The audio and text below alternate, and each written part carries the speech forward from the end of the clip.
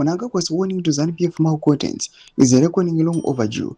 President Mnangagwa's blunt rebuke of self-serving elements within ZANU-PF signals that the era of tolerating internal saboteurs under the guise of political activism may be drawing to a decisive close. Sadabena mashoko buda pangwa ile tukambiri nyika aiwa atinyaso kuyachitika marasha chitika magaka mambishi tadova subscribe wala ikata on the bell icon. Zimbabwe 30 news nobudanyira chiti. This is a moment in every ruling party's life when the noise of internal dissent must be confronted head on, not managed quietly behind closed door, but they smoothed over with diplomatic language, but named, characterized, and warned against the plain sight. President Emmerson Mnangagwa appears to have arrived at that moment, speaking with the directness that he has increasingly defined his public posture on internal party matters. Mnangagwa declared that ZANU-PF is a party of rules and discipline, one that will not and cannot accommodate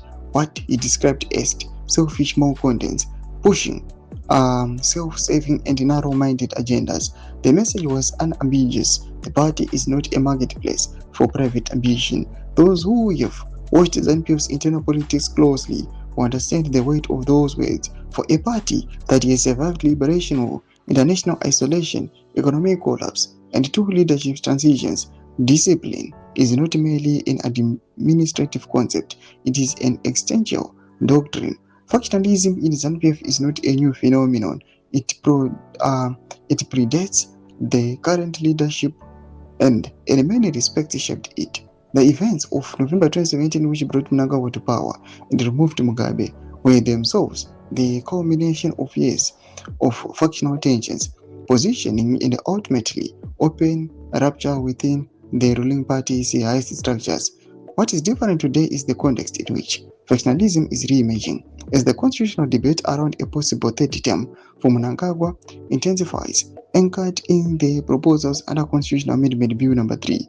Those with competing interests have found the new ideological costumes in which to address old ambitions.